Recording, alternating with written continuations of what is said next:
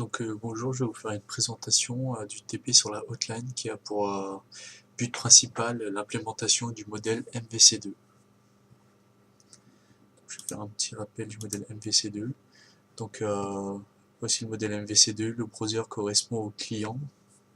Le client va faire sa requête qui s'adresse directement au contrôleur qui est la servlette. Le rôle de la servlette est d'aiguiller vers les pages correspondantes ou de demander des informations complémentaires, par exemple en requêtant sur la base de données à travers le modèle qui est dans notre cas une Java Bean. Après avoir reçu toutes les informations, la servlette transmet la page à l'utilisateur dans la réponse, ici. Donc dans notre cas, c'est un site de hotline.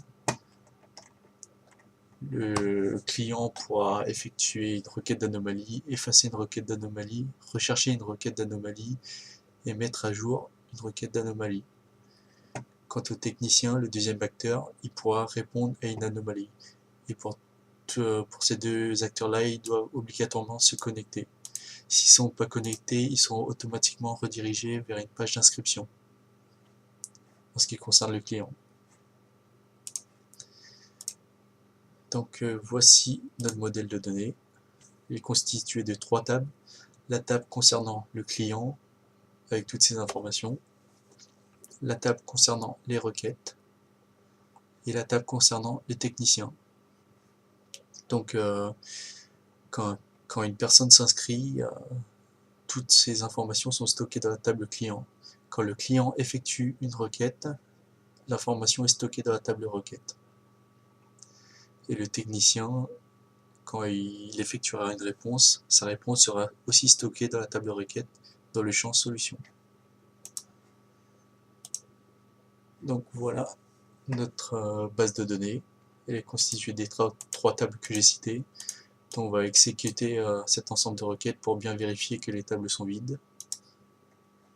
Donc là on peut voir que la table client est vide, la table requête est vide et la table technicien est vide. Concernant les autres fichiers de notre projet, donc ici on a tout ce qui concerne la vue, c'est-à-dire les pages JSP. On a notre serviette qui a pour rôle d'aiguiller l'utilisateur vers les pages correspondantes ou bien de demander des informations complémentaires à travers les bins. Et ici on a dans notre cas 3 bins, une bin correspondant à la connexion à la base de données, au requêtage, une bin concernant la personne avec les informations, email, requête, mot de passe, et un bin concernant la requête vers la base de données. Ah non, la requête de l'utilisateur, pardon. Voilà, nous allons tester notre application.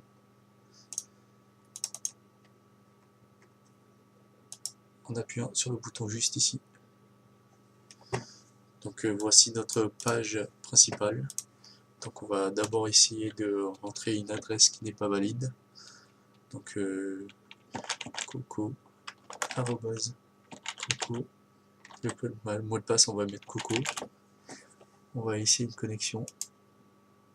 Comme le mot de passe, comme l'utilisateur n'est pas reconnu, on est redirigé vers la page d'inscription. Donc nous allons nous inscrire. Etienne, gmail.com, numéro de téléphone 123, mot de passe Etienne. Donc voilà, on s'est inscrit. On va vérifier dans la base maintenant si le client a bien été enregistré. Donc on relance encore une fois ces requêtes. Donc là on peut voir que le client a bien été enregistré. Donc maintenant nous allons nous connecter. Le mot de passe qui était Etienne. Et bon, connexion, on arrive vers la page de connexion. Donc là on peut voir bonjour NUN Etienne. Donc là c'est l'espace personnel du client Etienne. Je peux effectuer une requête. Donc là je vais créer une requête. Là dans notre cas c'est une hotline pour de l'assistance technique informatique. Donc là par exemple je vais dire que j'ai un problème sous Excel. Je n'arrive pas à créer un graphique. Donc là nous allons soumettre la requête. Là on a une page nous disant qu'un technicien va nous répondre prochainement. On peut retourner à la page précédente et on peut voir que notre requête est bien affichée. Donc au niveau de la base de données, on va relancer le select. On va voir que dans la requête, notre requête a bien été prise en compte, que la solution est nulle parce que le technicien n'a pas encore répondu. Donc là, au niveau de l'accueil du client, le client peut soit éditer sa requête ou bien la supprimer. Donc là, je vais l'éditer. On va par exemple écrire édition de la requête 1. J'attends une réponse. Donc nous allons éditer la requête. Votre requête a bien été éditée. Donc là, on voit que la requête a changé. Au niveau de la base de données, on voit aussi que la requête a changé. Donc nous allons créer plusieurs requêtes pour notre exemple. Requête 2. Soumettre la requête. Nous allons mettre Linux, même si Word n'existe pas sous Linux. Requête 3. Hop là. Donc là, l'utilisateur Nguyen Etienne a soumis 3 requêtes. Il peut par exemple en supprimer une, comme la dernière. Donc là, nous allons supprimer la requête 3. On a une page de confirmation. Êtes-vous bien sûr de vouloir supprimer la requête? Donc on appuie sur OK. Votre requête a bien été supprimée. Donc là, il ne reste plus que 2 requêtes. On vérifie dans la base de données. Hop là, il ne reste plus que les 2 requêtes. Donc maintenant, nous allons créer une... Non, ça on l'a déjà fait. Nous allons nous déconnecter. Nous allons tenter de nous connecter en tant que technicien. Pour l'instant, le technicien n'existe pas, donc nous allons devoir le créer.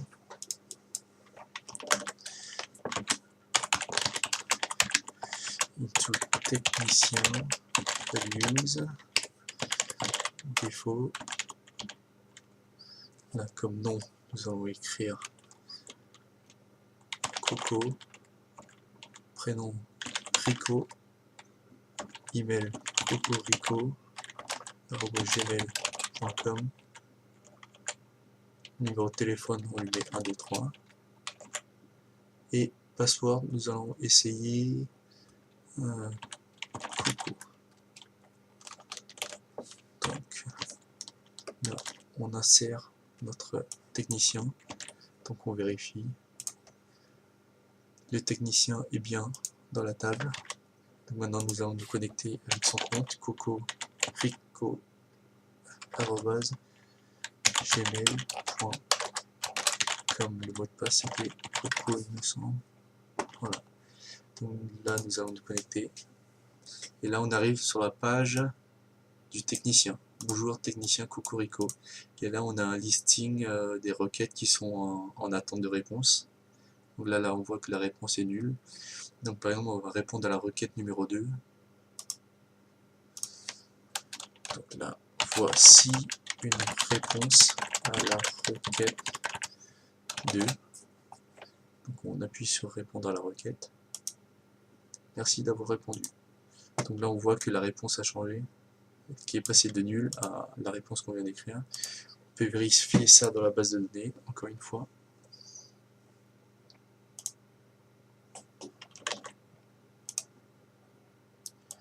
Donc là la requête n'est plus nulle, elle a une réponse. Donc nous allons répondre à la première requête. Réponse à la première requête. Voilà.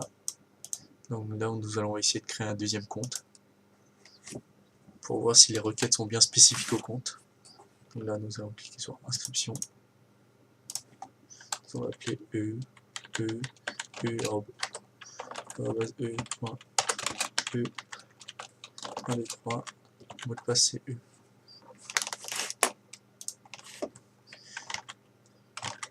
Donc là, nous allons le connecter, arobase E.E, mot de passe E, connexion. Donc là, nous allons créer requête. Requête 1, 2, E, arobase E. Créer une deuxième requête. Requête 2 de E, arobase E. Requête 3 de E, arobase E. Donc là, on vérifie si l'information est bien dans la base de données. Le client a été créé, E. Les requêtes ont bien été enregistrées. On a bien les clients ID différents, le 0 correspondant au premier utilisateur, le 1 correspondant au deuxième utilisateur. Donc là, nous allons nous déconnecter et nous reconnecter en tant que technicien.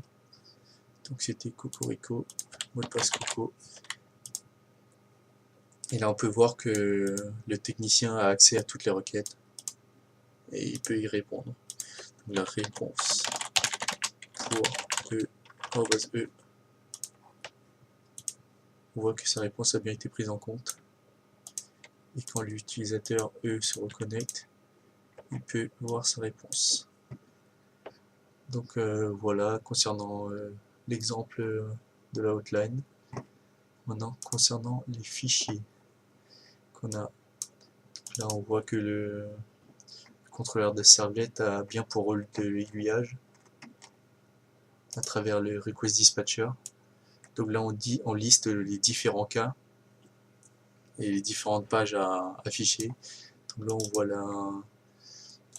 l'URL qui va apparaître en fonction du cas où on est. Par exemple pour la connexion, on va chercher soit la page du client, soit la page d'accueil client, soit la page accueil technique. Sinon, si le client n'est pas enregistré, on va s'inscrire vers la page d'inscription. Et à la fin de tout ça, on voit qu'il y a le request dispatcher qui permet l'aiguillage. Donc là, c'est les différents cas que nous avons vus, l'édition, la suppression, la réponse, l'inscription. Donc là, nous allons voir les bins correspondants. Donc là, c'est la bin correspondant à personne. Donc là, on peut voir qu'on a les variables nom, prénom, email, tout ça, et on a une liste de requêtes. Donc ça, c'est on peut voir tous les getters et les setters correspondants. Donc ici, on a quelques méthodes, par exemple, pour modifier une requête. C'est utilisé lorsqu'on édite une requête. On a l'ajout d'une requête dans la liste, la suppression. Et voilà, concernant la requête, donc là c'est l'enregistrement de la requête. On fait passer ça à travers un bin aussi. Donc là on a tous les getters et setters correspondants. Et pour la base de données, nous allons aller en utilisant des requêtes précompilées. Comme ici, prepare statement. Et voilà, donc en fonction des cas, nous allons appeler les différentes méthodes. Chargement de requêtes, chargement de l'information concernant la personne qui s'est connectée. Soit c'est les informations concernant le technicien, ou bien le client. Cette méthode correspond à la recherche de la personne qui veut se connecter dans la base de données pour voir si cette personne existe ou pas dans la base. Donc voilà, il y a plein d'autres méthodes comme enregistrer l'utilisateur, enregistrer sa requête, mettre à jour une requête, supprimer une requête. Donc voilà, dans notre cas on n'utilise que des requêtes précompilées. Voilà. Qu'est-ce que je vais dire d'autre? Donc voilà, pour nos pages JSP on a utilisé un CSS standard. Donc voilà. Et est-ce que j'ai d'autres exemples? Et voilà, on s'amuse à supprimer toutes ces requêtes.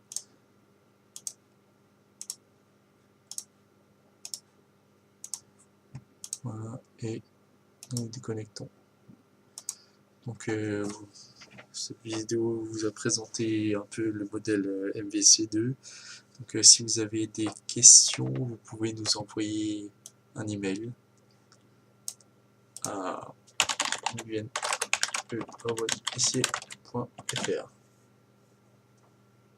Merci, au revoir.